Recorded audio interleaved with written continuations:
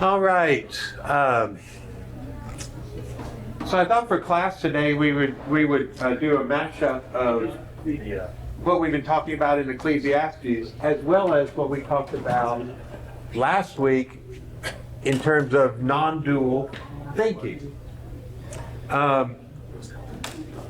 Because it seems to me like that was a great subject that came up, was the non-dual thinking, because it's going to be hard to understand Ecclesiastes unless you can think about it in a non-dualistic way. Otherwise, the guy is just inconsistent and doesn't make much sense at all. So, we're going to be in Ecclesiastes chapter 4 in just a moment. If you want to look at what we talked about last time in terms of non-dual thinking, I'm not sure, but that class will be out on the YouTube channel so you can listen to it. It's also got slides to take you through it. But in a very short summary, my illustration is that reality is represented by a continuum. And when we talk about things dualistically, we're talking about the ends of the continuum. Is it light or darkness? Is it good or bad? Jesus says you can't serve God and mammon. So dualistically, we talk about the ends, but reality is this long continuum of both and. Nothing tends to be either or in reality. In reality, the way we experience it, it's a little of both. You know, I'm a little this and that. I'm not wholly this or that. So to think about things in a non-dual way, and we were saying, to think about things dualistically is very helpful and important, and many times we benefit because we make the distinctions and we can see, one thing from the other. That's very helpful. But to think about things in a non-dualistic way is to realize that the dualistic perspective is not the whole story. It's only helpful to a limited degree. But our actual lived experience is somewhere in the middle of both and. So, for example, some things about Ecclesiastes, and here's where the two subjects come together. And you could think of many examples, but where Ecclesiastes says opposing things, such as the very familiar phrase, utterly meaningless, everything is meaningless. And yet you have this statement in Ecclesiastes 2:24.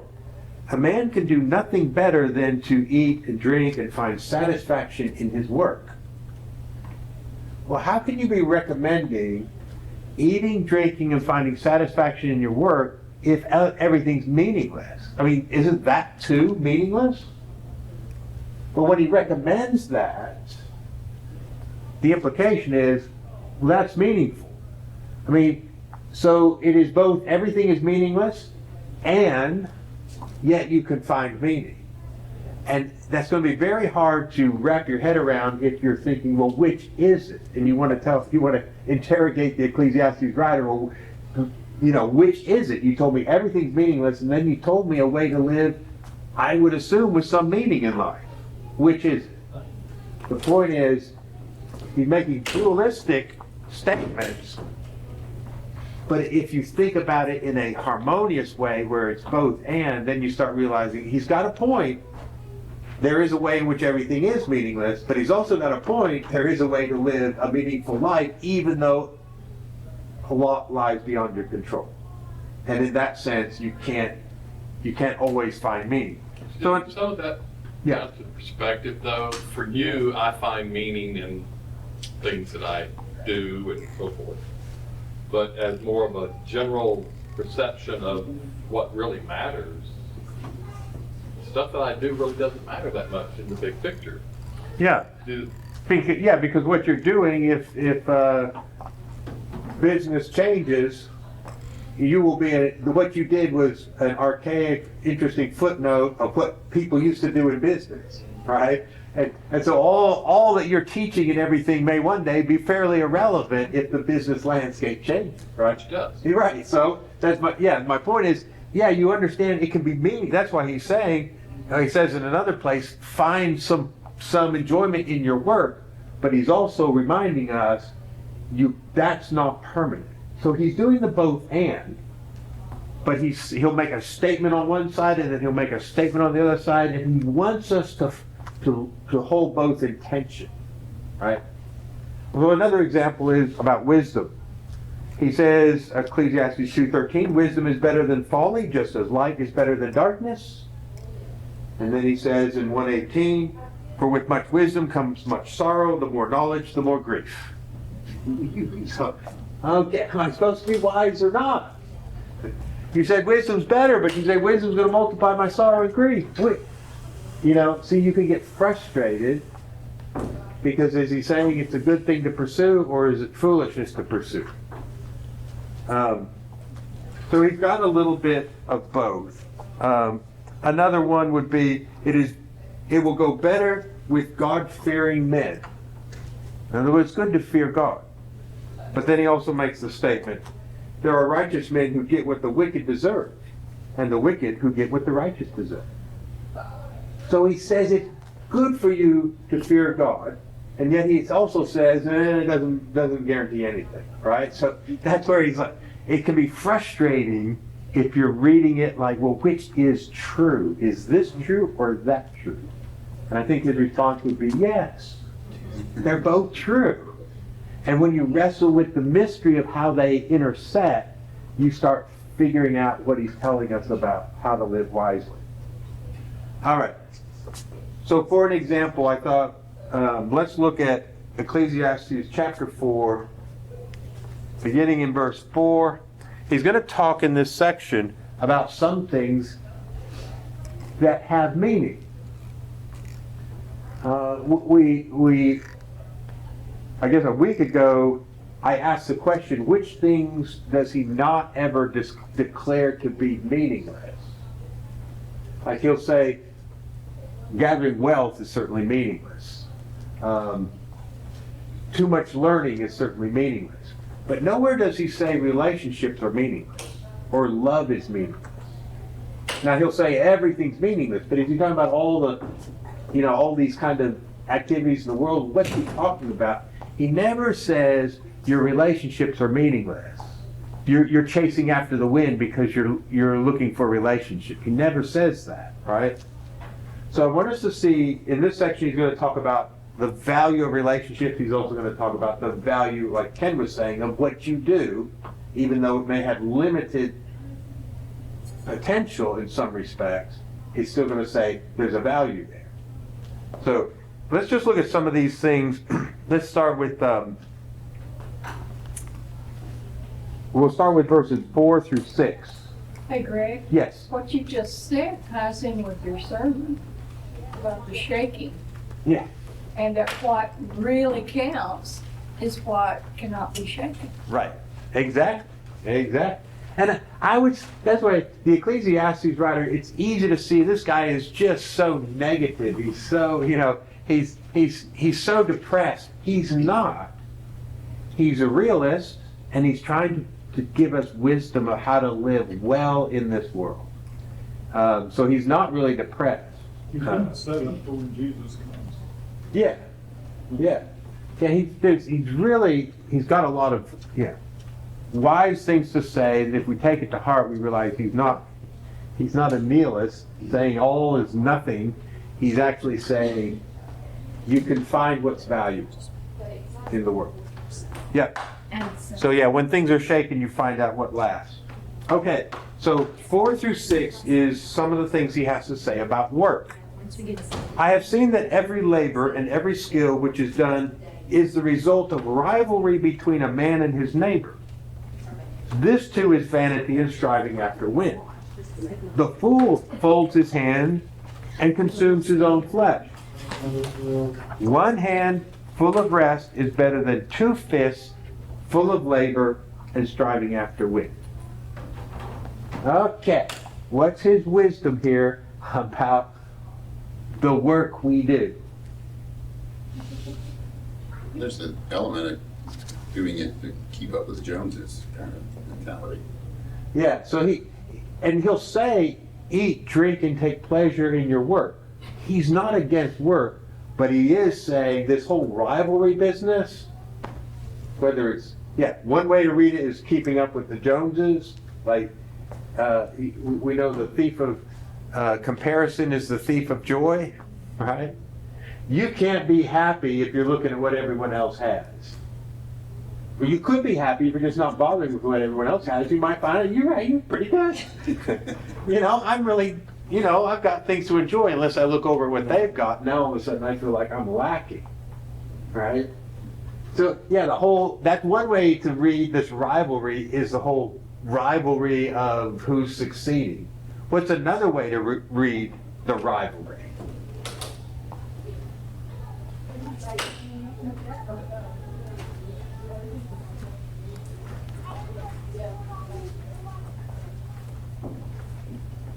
Any other way to read the rivalry when it comes to work? I mean, I love the keeping up with the Joneses idea. What else?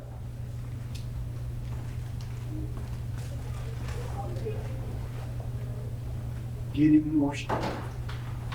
Yeah, the kind of the endless pursuit of stuff. The version I'm looking at, the Millennium Bible, it words it in a way that makes it look passive aggressively trying to make your neighbor jealous of what you get. Oh, I like that. Yeah, that's even another turn on. Instead of trying to keep up with them, trying to be better than them. Make them want to keep up with you. Yeah. Oh, now there's another turn to it. Isn't that an interesting? Yeah. Trying to be someone that everyone else is envious of. That would be cool. Yeah. Right?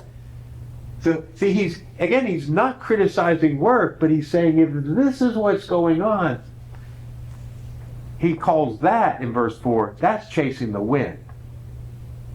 You won't get it. You will be forever trying to get something that you can't get. If you're trying to keep up with the Joneses, good luck. There's always somebody that is surpassing you, and you'll never be happy because you'll never have enough, right? For the economy, though. Huh? Good for the economy. Yeah.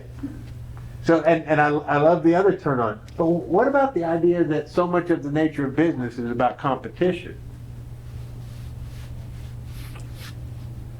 I mean, I didn't raise my children to be competitive. I was kind of shocked when we came back to Africa with small children, and everyone seemed to be wanting to train their children to be competitive. And I was trying to train my children to be cooperative. I was trying to get them to work with others for the good of all, not like, you've got to succeed.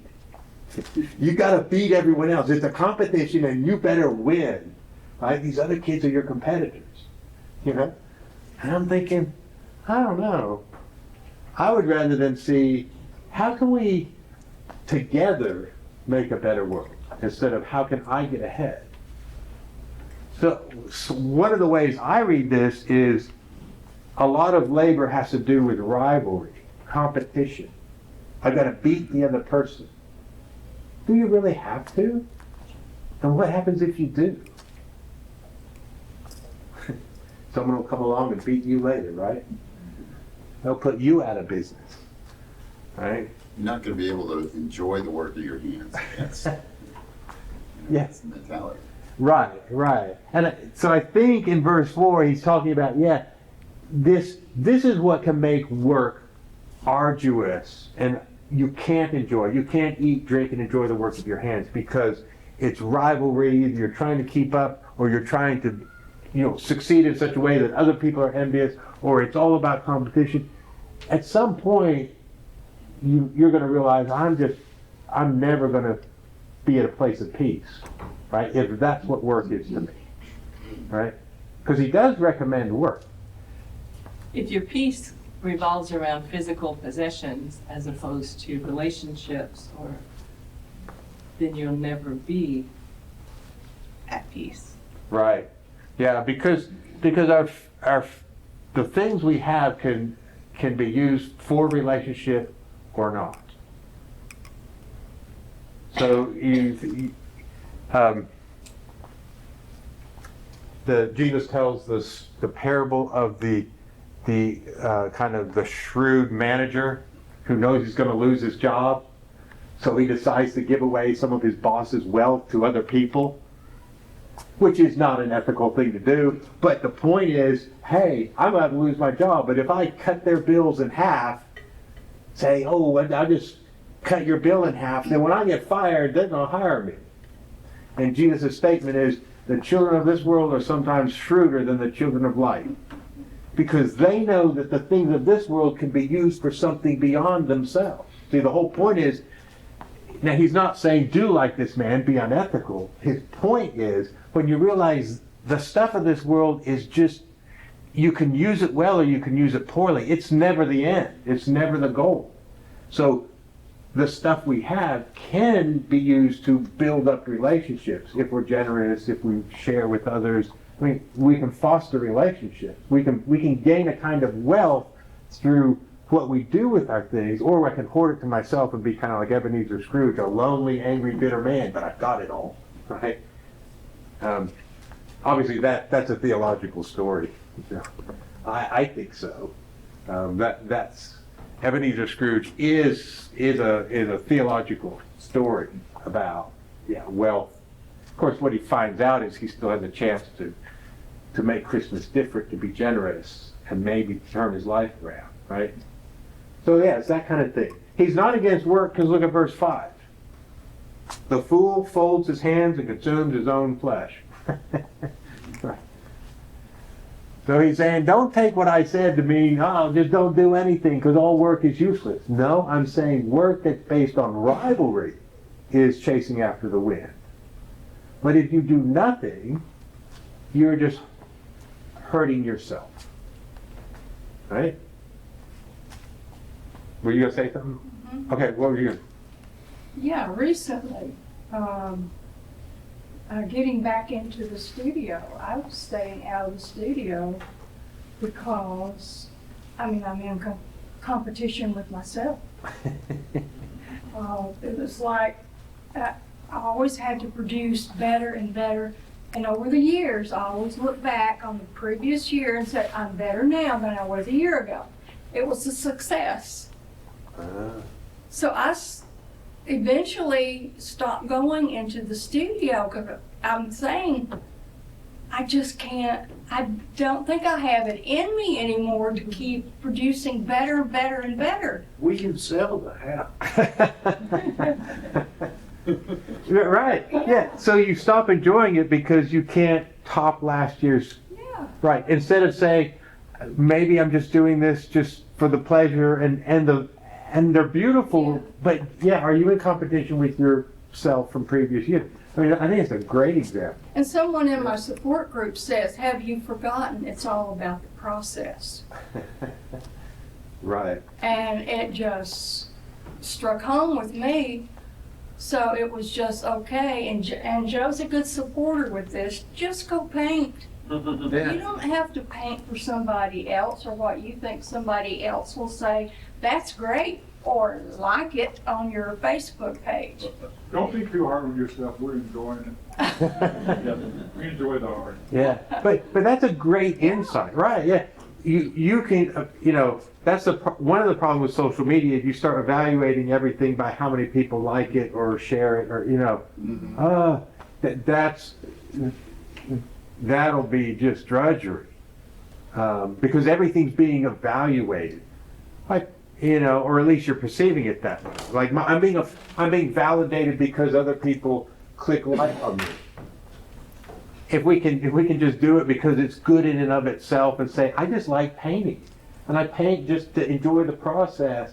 And if someone likes it, so be it. If not, whatever, Yeah.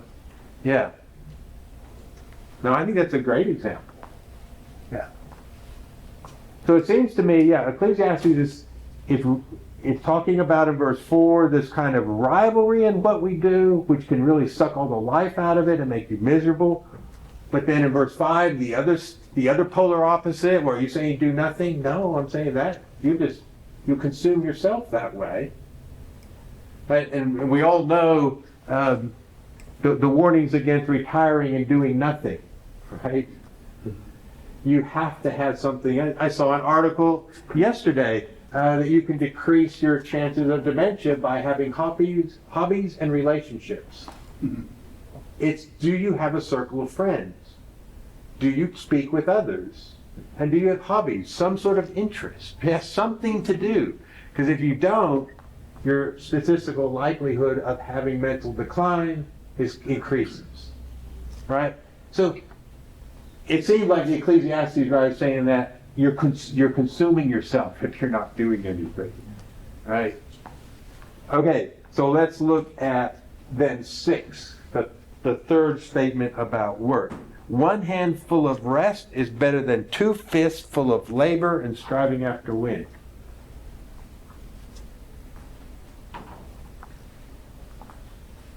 Balance. Yeah.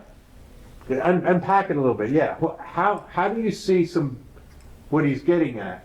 I mean, let's unpack it and make sure we explain it. Yeah, there's a kind of balance.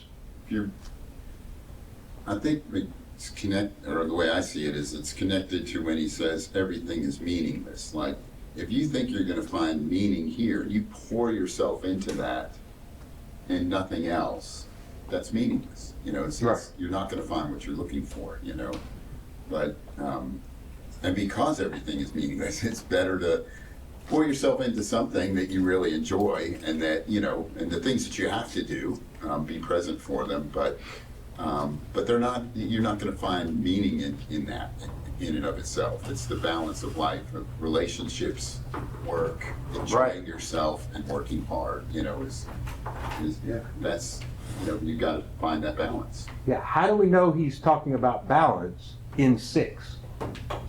One hand versus... One hand full of rest. He didn't say have 2 hands full of rest, because that'd be back to verse 5. You're the fool, just consume your... But he contrasts having one hand full of rest. What's the other hand full of? Work. Right? Work after the win. Right. But so he contrasts have one hand full of rest. He doesn't tell you what's in the other hand, but I think you can infer it. Have one hand full of rest versus 2 hands full of work. Right? So I think it's one hand full of rest and one hand full of work. Or 2 hands of rest. Huh?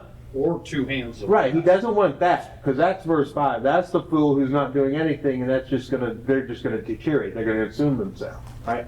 So his point is, it is balanced. Have one hand full of rest. He doesn't say what the other hand's full of, but you can infer it. And that stands opposed to being all about work and none about rest. Like, well, someday I'll finally rest and enjoy the fruit of my labor. Yeah, the rich fool, right? Oh, tonight you're gonna die. And then where's all your stuff gonna be? Like, you were planning to eat, drink, and be merry. Which is interesting. Jesus tells that parable and he's using a phrase out of Ecclesiastes. Eat, drink, and be merry.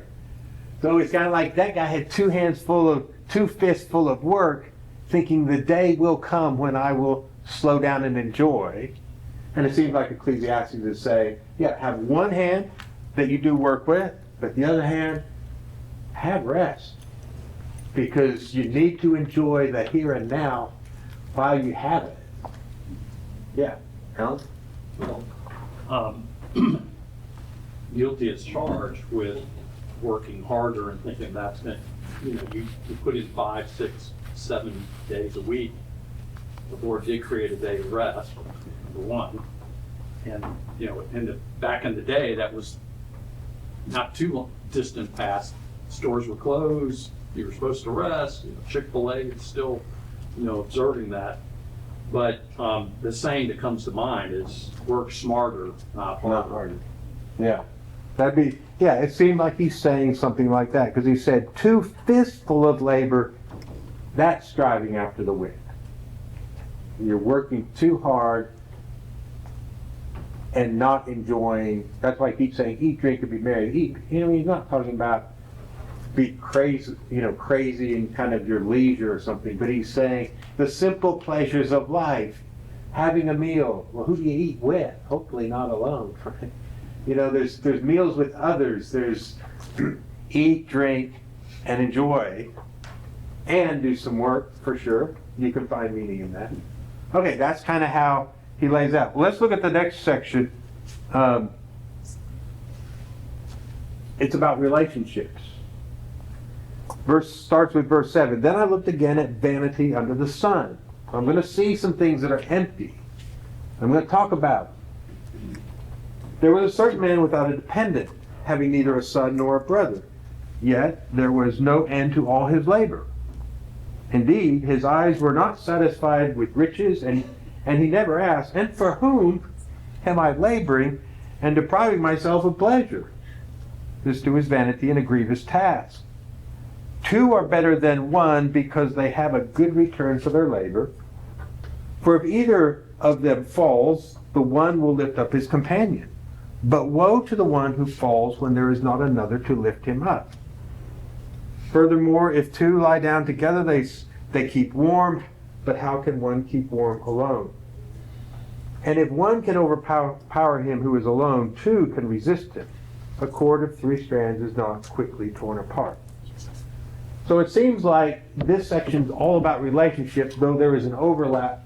The first part is work in relationships, but then on more into relationships, right? So I paired it because of 7. Then again, I take that as a literary sign that he's changing subjects, although 8 is about work still, but now it's in terms of relationship, right? So the point is, if you're working for someone to take care of a dependent, to take care of a child, well, there's some meaning there. You know what you're doing. What if you're working this hard from no one, and he says that person never asked, well, what am I working so hard for and not enjoying anything? You know, he throws that out there. What's the point of that? But he's implying there is a point if you're working for the sake of others. He doesn't question that. There's a value to that. But if it's just work for work's sake or somehow getting ahead, what's that about? I think that's what he's asking. If that's endless, no time for rest, what are you doing? I don't know. Other thoughts? What do you see in either 8 or any of those, the following ones?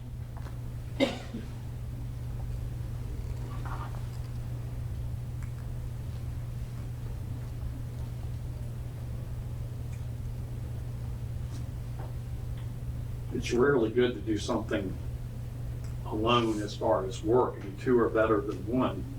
You know, you stumble, the plow doesn't fall over, you're trying to dig a hole, less time. Many hands make light work, we Yes, say.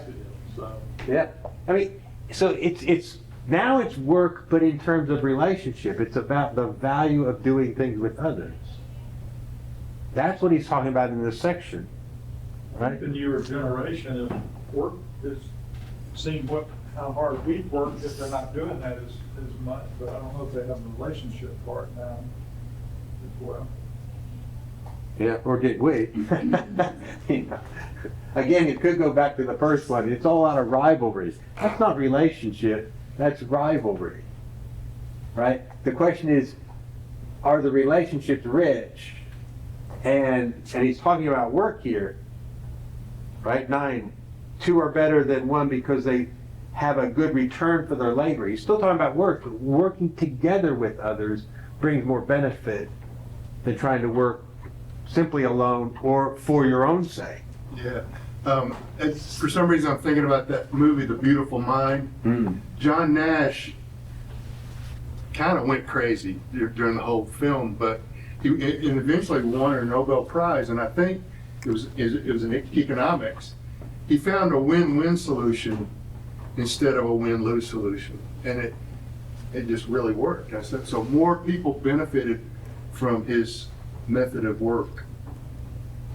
Well, innovation it's kind of like you always say about you can't practice Christianity, you know, as a sole survivor on an island because it's just you. It's the same with kind of innovation in work.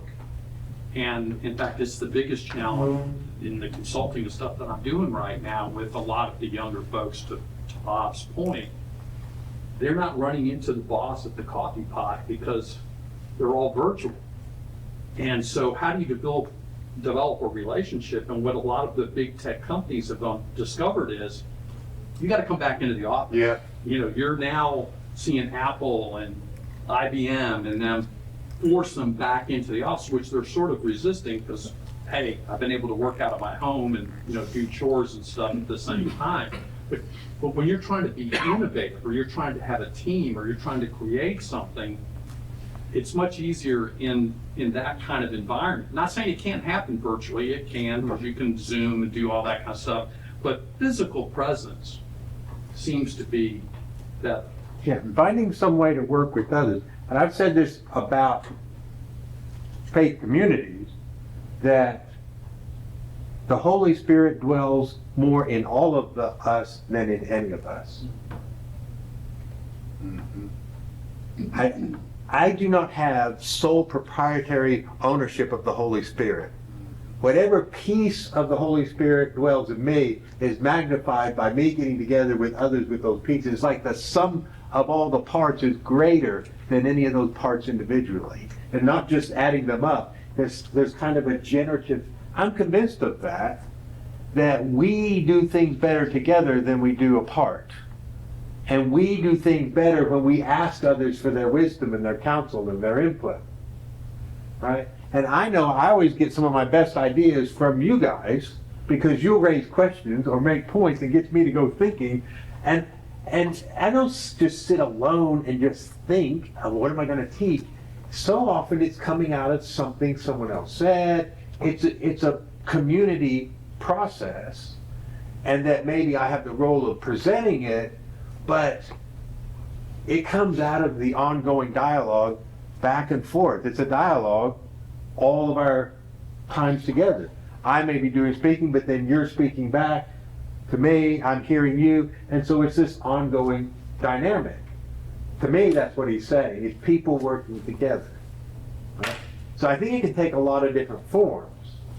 But like Alan's saying, it's finding some way that you're actually working together with others. You could do it in some ways virtually and different things, but the thing is, if you're trying to do it as the independent soul, autonomous individual, I can just do it on my own. No, we need each other. And we can do more together than we can do apart. So to me, that's the kind of things he's getting at. The two together, they get more return for their work. The whole thing about the two lie down together, how can you keep warm? The three cord strand is not easily broken. All these are metaphors that he's using for, look, when we work with others, this is where he's not saying relationships are meaningless, everything's meaningless, your relationships are meaningless. No, he's saying relationships are some of the meaningful things in the world. Now, gathering wealth to lead to a fool, that's meaningless. 2 fistfuls of work and none of rest, that's meaningless. But your relationships, now that's meaningful. That's what he's saying. Right? So Jesus comes along and says, it's all about love. Loving others like you love yourself. Loving your neighbor. He's very much like Ecclesiastes, right? It's all about relationships. That's what matters. I don't know, other thoughts? Whenever someone seems like mentions Scrooge, I always think of Old Man Potter and It's a Wonderful Life as being the loner. That He's a Scrooge figure, yeah. He's the Scrooge figure that he's got. He's been successful, but for what? Yeah. And so the theological. It's Candy's favorite movie ever, so we watch it several times during the Christmas season. But Man, it's a great movie. I've grown tired of it, but it still has good messaging. It does, And yeah. when you say Scrooge, I think of that, and it just seems like he's exactly what the author is talking about here in this Ecclesiastes is that type of worker. He's not presented as a happy, jovial, joyful person, right? He's Sorry, Norma, I stepped on you. What Yeah. did you say? Okay. Norma. Norma too? Okay, go ahead.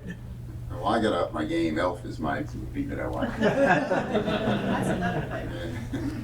But it seems like there's a Santa! I know. It seems like there's a tension where we crave relationships and connection, but we also reject it because we don't want to be dependent on other people. Like, we want to be able to do things ourselves. Right. And that just comes naturally to us, you know, and so it seems like he's bringing that up here, like he's pointing our attention to that tension that exists, that, yeah, we would rather be alone and be in control of everything, but it's really not reality. You know, Right. reality is, it's better to do things with other people. Right. Yeah. Where does some of that, I need to be able to do it myself.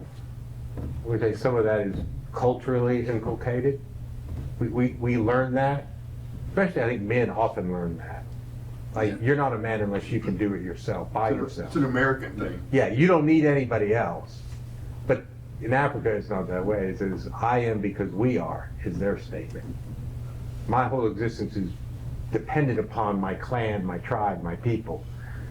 We don't think that way. It's like, I got to be a self-made person. Right. And so those values, and I think that, well, I'm not saying women don't get those ideas as well, but I think it's often culturally put on men that you're not a real man unless you can do everything on your own. You don't need any help.